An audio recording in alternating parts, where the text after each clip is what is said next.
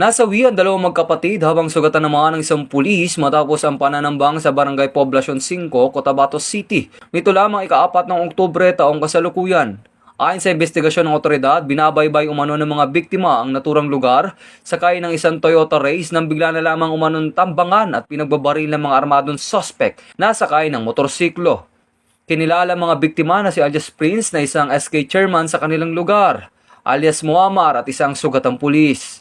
Agad namang rumusponde ang naturang on-duty na pulis, subalit pinaputokan din siya ng mga sospek dahilan ng kanyang pagkasugat. Mabilis nagsitakas sa mga sospek sakay ng motorsiklo. Samantala, 74 na basyo na bala ang narecover ng PNP SOCO sa crime scene. Patuloy naman ang sinasagawang investigasyon ng Cotabato City PNP para makakalap ng iba pang impormasyon at matukoy ang mga sospek sa likod ng pamamaril.